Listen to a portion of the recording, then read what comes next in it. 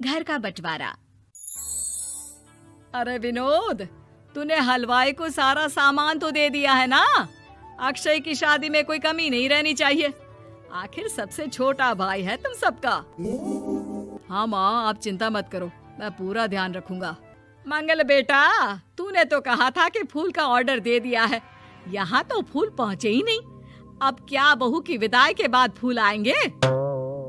माँ, मैंने अभी बात की है फूल वाले से, वो रास्ते में ही है। आप किशोर भैया से क्यों नहीं कहती कुछ करने को? किशोर पहले ही मेरे बताए काम कर रहा है। पास के सभी रिश्तेदारों और मोहल्ले वालों को कार्ड वही तो देकर आया था। रिसेप्शन के लिए हॉल भी उसी ने बुक किया था। टेंट कुर्सी वालों को भी तो वही देख रहा है। पर कई मोहल्ले वाले तो हमारे भरे पूरे परिवार से जलते भी हैं। उन्हें बुलाने की क्या जरूरत थी? बेटा, शादी ब्याह में तो बुलाना ही पड़ता है, नहीं तो लोग क्या कहेंगे। दादी दादी देखो ना, हलवाई अंकल हमें लड्डू नहीं दे रहे, आप इनको डांटो ना।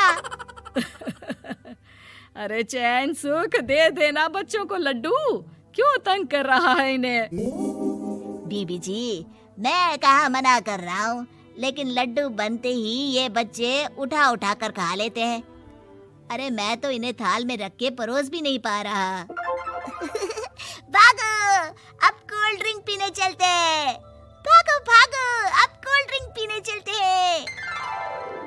जैसे कि आप देख रहे हैं, आज इस घर के सबसे छोटे बेटे अक्षय की शादी है। घर में बहुत चहल पहल है। कुलभूषण की बीवी कमला को फुर्सत ही नहीं है कामों से, लेकिन कुलभूषण और घर के बाकी लोग कहाँ हैं? आइए देखते हैं। अजी, आप यहाँ आराम से बैठकर गाने सुन रहे हो और घर में अभी तक इतने काम बचे हैं करने को। अरे भाई, मेरे सबसे छोटे बेटे की शादी है, इसके बाद तो मैं अब चिंता मुक्त हो ही जाऊंगा। और फिर घर में तुम हो, बेटे बहुएं हैं, तुम लोगों के होते हुए मैं क्यों काम करूं? मैं तो शान से बेटे की शादी में जाऊंगा तैयार होकर। अरे ठीक है, अब आप आराम ही कीजिए। एक बार अभिषेक की बीवी आ जाए, फिर मैं भी आराम करूंगी और मेरी चारों बहुएं पूरे घर की जिम्मेदारियां संभाल लेगी। इतना कहकर कमला वापस अपने काम में लग जाती है। बेटा भी, तू अब तक तैयार नहीं हुआ? किससे बात कर रहा है फोन पर? तैयार कैसे हूँ? सैलून जाने से तो आपने मना किया है, क्योंकि मुझे हल्दी लग चुकी है। भाभीयों को देखो, सुबह से पार्लर में है। अक्षय की शादी हो जाती है और नंदिता बहू बनकर घर आ जाती है, लेकिन इस घर की खुशियों को मानो किसी की नजर लग गई थी। नंदिता के आने के बाद आए दिन घर की शांति भंग होती रहती। अपने माँ बाप की इकलौती बेटी को इतने बड़े परिवार की जिम्मेदारियां कहाँ संभालनी थी। अभी देखो ना, मेरे हाथों की मेहंदी भी अभी नहीं उतरी है और तुम्हारी मम्मी ने मुझे घर के कामों में लगा दिया।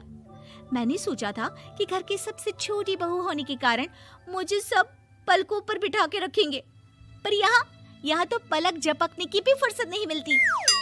देखो नंदू, शादी के पहले ही मेरे घर वालों ने तुम्हें और तुम्हारे पेरेंट्स को बता दिया था कि मैं जॉइंट फैमिली में रहता हूँ, तो फिर अब ये शिकायत क्यों?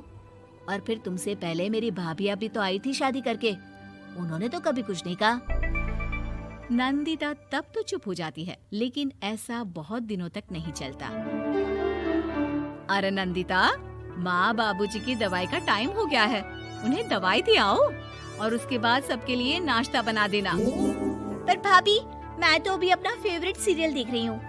प्लीज मेरी जगह आप कर लो ना ये काम।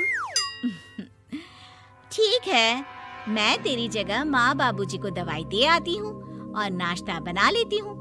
तू मेरी जगह पूरे घर की डस्टिंग करके 5 बच्चों को स्कूल के लिए तैयार करके भेज देना और दोपहर का खाना बनाने के बाद कपड़े धोकर सुखा देना। उसके बाद हम दोनों मिलकर बाजार जाकर सब्जी ले आएंगे, फिर डिनर की तैयारी कर लेंगे और उसके बाद बस भाभी, मैं माँ बाबूजी को दवाई देकर सबके लिए नाश्ता बना देती हूँ। हे भगवान, ये कहाँ लाकर फंसा दिया मुझे। मेरे घर में तो गिनती की 8 रोटियां और 2 सब्जी बनती थी और नाश्ता निपट जाता था, यहाँ तो रोटियों का ढेर और सब्जियाँ बड़े बड़े पतीलों में बनानी पड़ती है। नाश्ता बनते बनते लंच का टाइम हो जाता है और लंच बनते बनते डिनर का। अभी मुझ में तुम्हारे पूरे परिवार का नखरा उठाने की और ताकत नहीं बची। मैं ऐसे नहीं रह सकती।